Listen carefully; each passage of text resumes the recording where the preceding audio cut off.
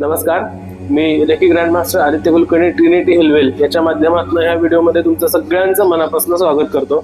आपण बघतोय की आत्मा आपला कसा ट्रॅव्हल करत असतो आणि आत्मा ट्रॅव्हल करत असताना तो त्याचा पुढचा जन्म आणि मागचा जन्म याच्यामध्ये जे काही त्याचा कर्म आहे त्याच्यानुसार त्याची वाटचाल कशी ठरवत असतो।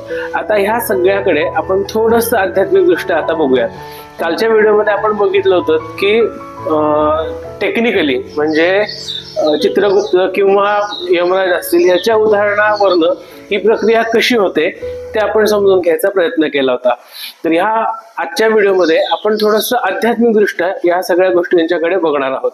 आता सगळ्यात महत्त्वाचा विषय असा आहे की जे यमदेव असतील किंवा चित्रगुप्त असेल किंवा इंद्र असेल किंवा कुठलेही देव असतील तर ह्यांना आपण म्हणतो की ह्यांनी अमृत प्राशन केलंय।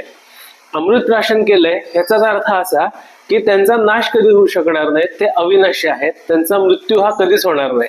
आता याच्यामध्ये विचार करण्यासारखी गोष्ट अशी आहे की म्हणजे नक्की काय, म्हणजे अमृत हे नक्की काय आहे, ते पिल्याने नक्की काय होतं। तर त्याचं एक साधं सरळ उत्तर असं आहे की ज्या वेळेला ह्या गोष्टी किंवा आपल्याला बघा आयुष्यामध्ये किंवा इन जनरल कोर्समध्ये आपल्याला प्रश्न पडतो की एरवी हे यमदेव वगैरे काय करत असतील किंवा चित्रगुप्त एरवी काय करत असेल, त्याला सुट्टी नसेल का।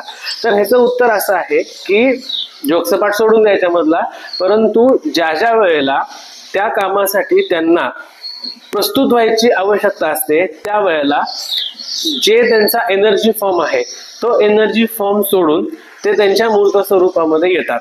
म्हणजेच दुसऱ्या भाषेमध्ये ज्या वेळेला अमृत ह्या संज्ञेचा आपण विचार करतो त्याच्यामुळं काय होतं तर ही ॲबिलिटी ही आपल्याला प्राप्त होते। कसली ॲबिलिटी तर ज्या ज्या वेळेला आपल्याला अपेक्षित आहे त्या वेळेला आपण एनर्जी फॉर्म मध्ये पण प्रोड्यूस होऊ शकतो किंवा ज्या वेळेला आपल्याला एनर्जी फॉर्म नको असेल आपल्या मूर्त स्वरूपामध्ये ज्या वेळेला आपल्याला याची आवश्यकता असेल त्यावेळेला आपण मूर्त स्वरूपामध्ये येऊ शकत असतो। तर ह्या व्हिडिओमध्ये आज आपण इथेच थांबूयात, भेटूयात पुढच्या व्हिडिओमध्ये आणि या संदर्भातली अजून थोडीशी माहिती अजून घेऊयात।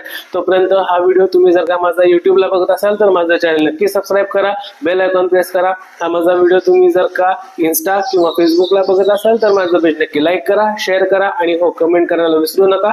आणि हे कधी विसरू नका की कर्माला मेनू नसतो। आपण भेटूयात उद्याच्या व्हिडिओमध्ये, तोपर्यंत नमस्कार।